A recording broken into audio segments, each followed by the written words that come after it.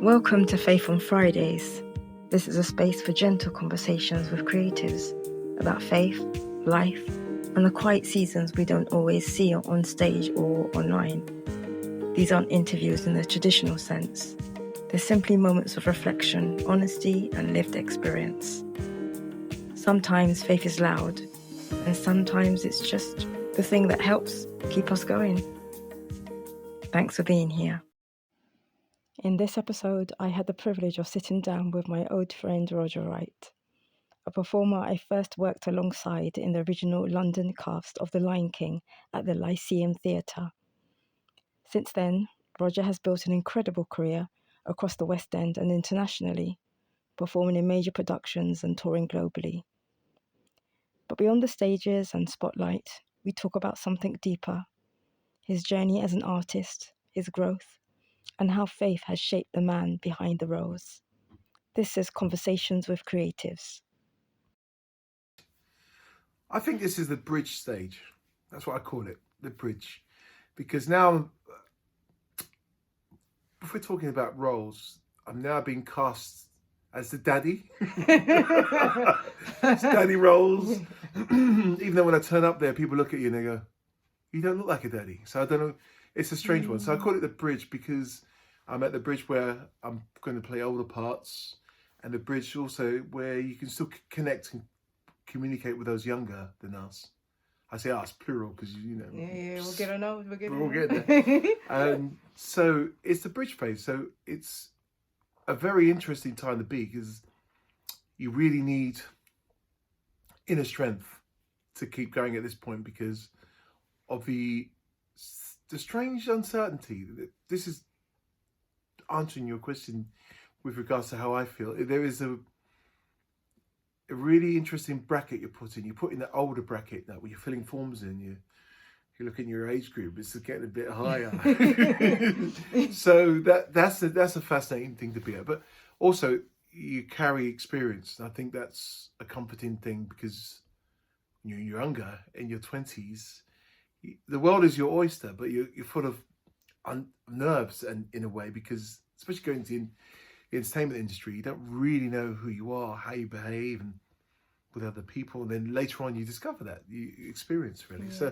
So it's the bridge phase, and it's the phase with experience. It's also a renewal phase as well. And I think in our industry, we always have to renew ourselves anyway.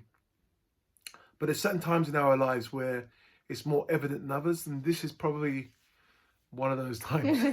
So would you say for yourself, is this a building season for you, a pruning season, or a stretching season? I think this season is now, if I look at a tree, because you use the word pruning, when you look at older trees, that's where I'm at. And the branches are still there, but Yeah. So, I mean, it's a combination of all three, all pruning and watering, self-reflection and growth. Yeah. And acceptance as well, because you have to learn to accept and let go of the past and be in the present. So what would you say for you feels uncertain right now? Well, I deal with uncertainty differently now. I'm more faith and I'm more settled. I can't put a name to what feels uncertain. What I can tell you is I'm more comfortable with it, whereas before, in the early stages, didn't quite know how to handle it. But now, with experience, you can handle it better. So after you've had major visibility early on in your career, how do you define success now?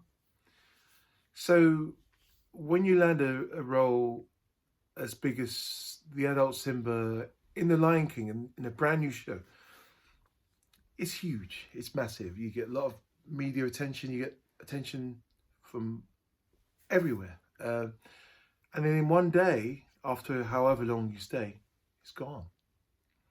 You're a king for this amount of time, and then suddenly, hello?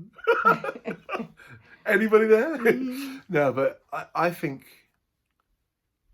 when you leave a show like that, it helps you to to handle the time in between. I sometimes do master classes with students and I teach them how to handle the times when you're not working as opposed to when you are working. Yeah, so after you've had, like, you've experienced exposure, your phone always rings. So when you leave a show, the phone stops ringing. No, it changes. It really does. It's very interesting. I've had little spurts of, you can say, tiny, minuscule popularity and fame, and you're in the public eye one moment, and then the next you're not. So it is an adjustment. It's weird because you're used to, say, ringing people and they answer your phone when you're doing things, and after it changes, people don't answer your phone as much. It's a fact. That is odd.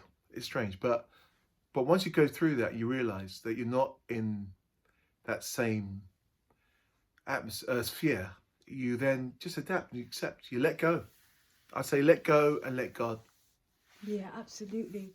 That's so good. And kind of that moves on to my next question, which is, how has faith been for you? Has it been quiet or loud in the season you are in now?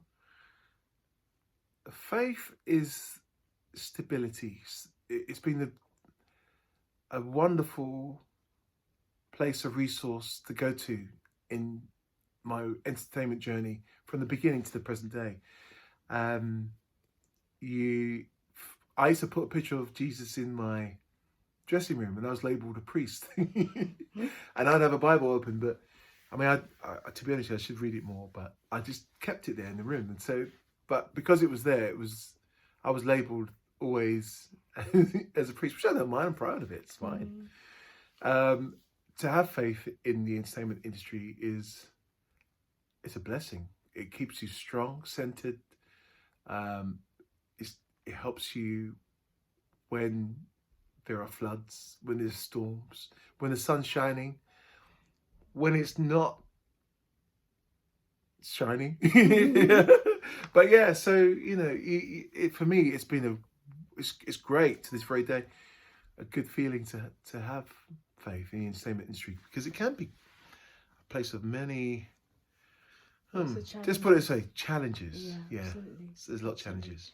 And how were you able to sort of keep yourself grounded? Where did you find those kind of quiet times? What worked for you? So people deal with, I'm just saying generally, people deal with faith in their own way. So my way, it's an internal thing, so when you can't describe the process. I mean, I can't, but all I know is that if I ever need to go to have a quiet place, that's where I'm restored. So that's what for me faith is. Has your understanding of God changed over time? It's a good question. I think as we get older, we understand ourselves, and so as you understand yourself more, you understand how you can communicate with God and people. So that is something that grows and changes as time goes on. We all know, everyone has their relationship with God, and most people, even if you don't believe, know the difference between good and bad. So that, with that in mind, that helps you or me or anyone have an understanding about what's right and what's wrong. So, but once again, that's between you and God, isn't it? You can't really itemize it. It's something that's very personal, and God knows. Yeah, absolutely. I think a lot of creatives feel like if they're not on stage, they've somehow failed. What would you say to someone who's in a quiet season? I tell them they're not, for someone who feels they're not on stage, or television or film or voiceovers or whichever field in the entertainment industry, and if they're not working, I say, actually, this is the time to rebuild. This is the time where success seeds are planted, because The most important phases are the preparation in between work. And if you're not working, which we all go through points of the desert period, we call it, where it's quiet, that's okay, because that's a time sometimes where you can build yourself up. Go and do a course. It needs some self-motivation. So it's very easy once you're in a show to have the security blanket of the payment coming in every week, having the performance endorphins. When you're not in shows, you need to find the supplements, which are, if you can go to the gym, or if you can do some form of exercise, read, pray, nurture yourself. If you believe, not everybody believes, but breathe and keep yourself active. It's really important. The motivation and belief that you're going to do stuff outside of this quiet period is the most important time.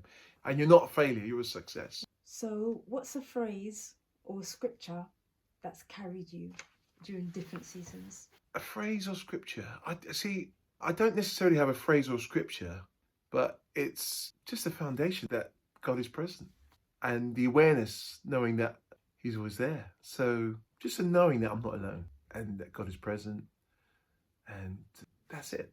That's all I need. Are there any mistakes that you're grateful for? Everyone makes mistakes in life. Everybody. That's the beauty of growing and learning. I think it's just to move forward from it, and from an experience you then hopefully learn from. Yes. It's like when you say about obedience, and these things you can't. It's a personal relationship with you and God, and there's probably so many things you've forgotten, but they've all been itemized and listed. But yeah, I think the most important thing is, the refreshing thing is, that you can renew yourself, and you can have ongoing dialogue. Yeah, that's wonderful. Leave one sentence for the creative who feels behind. Tell yourself you can do it. That's it. You can do it. Tell yourself you're worthy. Tell yourself to go for it. So there's more than one sentence, but you can choose from those three. Thank you so much. Thank you very much. For having this time with us. It's a pleasure. Thank you very much indeed. Yay! Yay!